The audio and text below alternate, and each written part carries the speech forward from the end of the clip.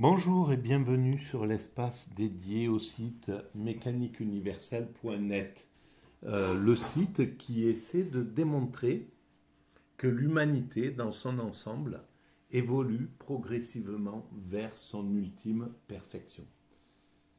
C'est la thèse que je défends et j'essaie de démontrer de façon logique et pragmatique que nous évoluons vers notre ultime perfection. On peut imaginer ce que peut être la perfection pour l'espèce humaine, c'est-à-dire l'accession à la paix universelle, l'accession à un système totalement écologique, l'accession à la fraternité, à le dépassement du national pour l'universel, mais un universel absolument bienveillant, l'homme qui n'est plus un loup pour l'homme. Bref, voilà, on peut imaginer un monde paradisiaque dans lequel chaque être humain qui arrive sur cette planète, qui arrive à la vie, est absolument protégé par l'ensemble de l'humanité et vit voilà, une vie de contemplation, voilà, de bonheur, quoi, hein, l'accession au bonheur pour chaque être humain qui arrive sur cette planète. Alors évidemment, cet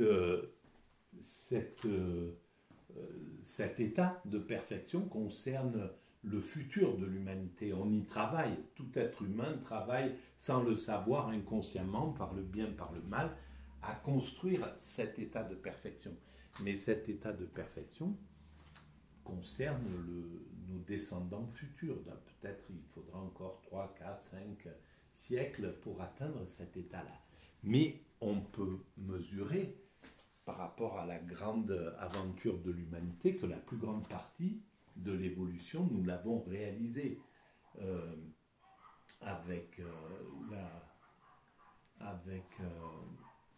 la partie entre le moment où nous sommes séparés des autres primates pour devenir l'humanité, pour passer des lois de la nature aux lois de la culture, s'il y a quelques millions d'années, et puis démarrer un progrès, enfin tout le progrès que maintenant dont nous sommes conscients avec les émissions de télévision, voilà, les historiens, les anthropologues nous ont donné une vision assez claire de l'évolution. Et donc on voit bien que la plus grande partie a été réalisée. Et maintenant, nous sommes arrivés à un moment où on peut commencer à voir cet état de perfection réalisable. C'est la première fois que l'ensemble de l'humain se connaît, c'est la première fois que nous avons créé des structures universelles, l'Organisation des Nations Unies, l'Organisation mondiale du travail, l'Organisation mondiale de la santé, l'Organisation mondiale du tourisme, l'Organisation mondiale du commerce, etc. Et on voit que, et c'est la première fois que une sorte de toile s'est tissée de relations humaines, s'est tissée sur l'ensemble de la planète, avec l'arrivée d'Internet, l'arrivée des avions, qui peuvent nous permettre de nous rencontrer les uns les autres, des médias qui peuvent faire qu'on peut rentrer tout de suite dans la seconde près en relation avec le bout du monde. Voilà. Donc tout ça fait que on peut commencer à visualiser ces progrès en les projetant vers le futur. Voilà. Alors, ça c'est pour l'introduction. Dans ces vidéos, je m'appuie sur des ouvrages que je rencontre au hasard de mes balades sur les vides-greniers. Voilà. Et par exemple, là, je vais lire je vais utiliser cet ouvrage que j'ai depuis longtemps dans ma bibliothèque et qui est très important pour moi en fait, l'anthologie du soufisme par Eva de Vitré-Meyerovitch.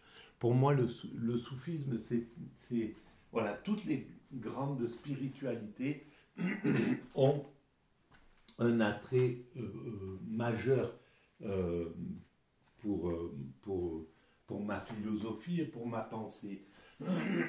Et quand vous irez, si vous allez sur le site Mécanique universelle, vous verrez que cet état de perfection dont je parle inclut l'accession facile à l'extase, à ce que par exemple, le bouddhisme appelle l'éveil, le nirvana, le samadhi, et le soufisme appelle ça l'extase. Et donc, et le christianisme, on le trouve dans la béatitude, le judaïsme en parle aussi, etc. Toutes les grandes religions ont expérimenté cet état d'extase, cet état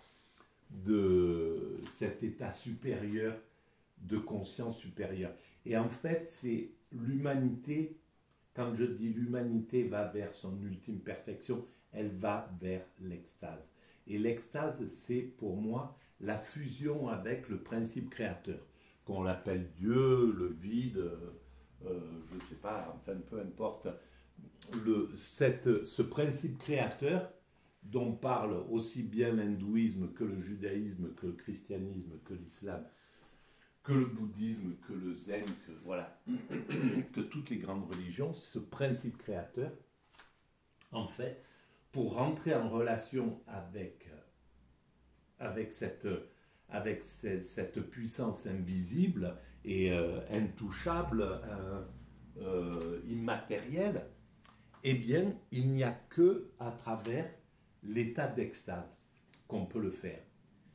Et pour ceux qui ont expérimenté l'extase, ce qui a été mon cas, par exemple, de façon accidentelle au tout début de la mécanique universelle, eh bien, on comprend l'importance de cet état-là. Pourquoi l'humanité cherche à atteindre inconsciemment l'extase, qui est le niveau de bonheur le plus absolu.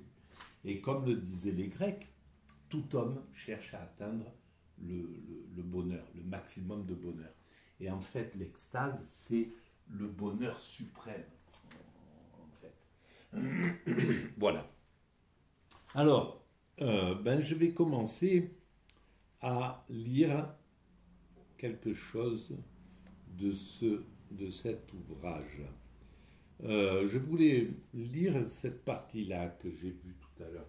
Alors, je ne l'ai pas lu la plupart du temps, je n'ai pas lu parce que j'ai juste picoré ces ouvrages-là, et donc je les découvre en même temps que je lis. Et là, je vais commencer sur le symbolisme du voile. Alors, je commence à lire et puis je digresse éventuellement. Alors, l'homme, dans sa condition charnelle, ne peut imaginer l'au-delà, l'envers des choses, pas plus que l'embryon ne pourrait croire à la réalité d'un monde où il sera pourtant appelé son heure venue. Voilà, on est inconscient, on ne peut pas, pour l'instant, on ne peut pas comprendre ce qu'est l'au-delà, ce qu'est ce divin dont on parle. Alors, les physiciens le cherchent aussi bien que les religieux, que les théologiens, que les philosophes. Tous ceux qui se posent la question de pourquoi il y a quelque chose plutôt que rien, qu'est-ce qui a mis en œuvre cet univers, qu'est-ce que c'est que cet univers, que l'essence de cet univers, etc. Donc, sont confrontés à l'idée du divin. Et donc, dans l'idée du divin, il y a toutes les grandes questions métaphysiques. Qu'est-ce qu'il y a après la mort, etc., etc. Et donc, l'au-delà, l'homme ne peut pas, pour l'instant, parce que quand l'humanité aura atteint son ultime perfection, elle atteindra ce que les religions d'ailleurs ont perçu. Par exemple, dans les monothéismes, c'est l'idée d'apocalypse, et l'apocalypse, l'idée, c'est la révélation. Et c'est pas pour rien que ces grands intuitifs qui ont imaginé ces concepts incroyables qu'on voit dans la religion, c'est hallucinant ce que les premiers grands mystiques, les Moïse, etc., ceux qui ont imaginé la Bhagavad Gita, la puissance créatrice de ces intuitifs, quoi. Hein. C'est des chamans, c'est plus puissant que ça. Alors, d'avoir imaginé l'idée d'apocalypse, c'est-à-dire la révélation, parce que c'est ça que signifie apocalypse, et évidemment, c'est ce vers quoi on va. Et évidemment, on peut bien comprendre que les physiciens, dans 400 ans, auront compris ce que c'est que cette matière, pourquoi elle est... comment est faite cet univers, comment nous sommes constitués, pourquoi nous sommes constitués ainsi, qu'est-ce qui a pu mettre en œuvre cette création avec des lois aussi absolument magnifiques, incroyables, quoi, avec quelques lois, force forte, force faible, avec une organisation de l'atome, un noyau, des électrons qui tournent autour, enfin, des choses qui sont tout simplement incroyables au niveau créativité, et qu'on ne peut encore pas, que tout l'ensemble des intelligences humaines ne parviennent toujours pas à comprendre. Donc c'est encore plus intelligent que l'ensemble de tous les êtres humains. Donc on peut voir le niveau d'intelligence du principe créateur par rapport à ce que nous sommes. Bon, bref. Alors, l'homme, dans sa condition charnelle, ne peut imaginer l'au-delà, l'envers des choses, tout ce qui est, invisible. Et pourtant, on sait que cet invisible est là. On sait que la matière, elle est au niveau de l'invisible. Les quarks, voilà, la matière dans sa partie la plus infime, elle n'est plus de la matière. Elle n'est même plus visible. C'est quelque chose qu'on peut détecter, mais qui n'est pas là. Donc, il y a de l'invisible. Et on peut...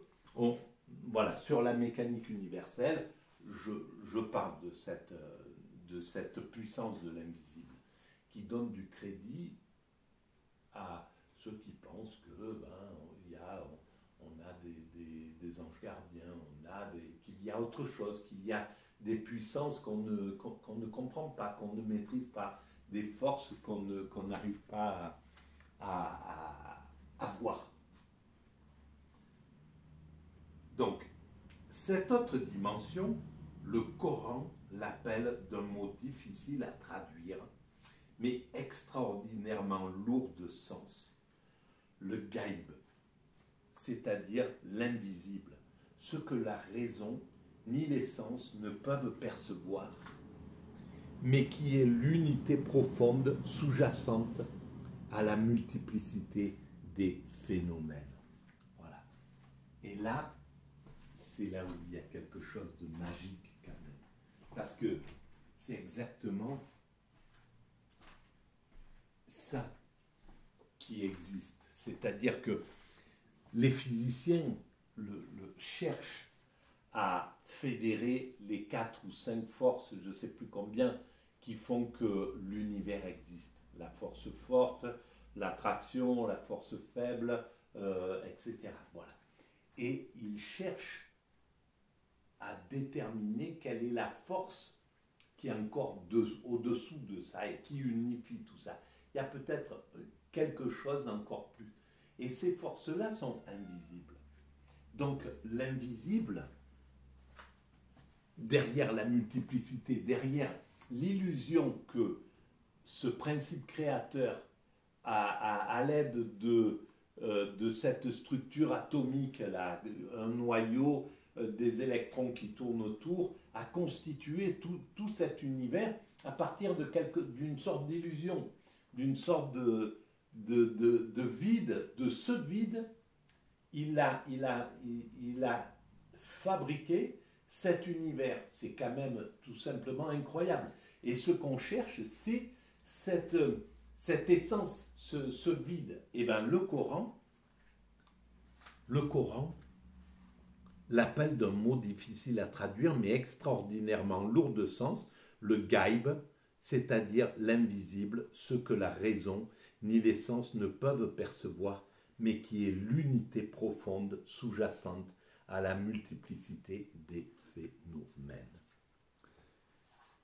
Tout au plus peut-on le pressentir. Je vais arrêter là pour ne pas faire des vidéos trop longues, mais je reprends dans la foulée directement. Merci de votre écoute et n'oubliez pas, si vous pensez que ces vidéos ont un intérêt pour l'ensemble humain, vous pouvez mettre des pouces, vous pouvez vous abonner, vous pouvez en parler autour de vous, vous pouvez également mettre des commentaires, j'y réponds toujours, et tout ça fait évoluer la visibilité du site.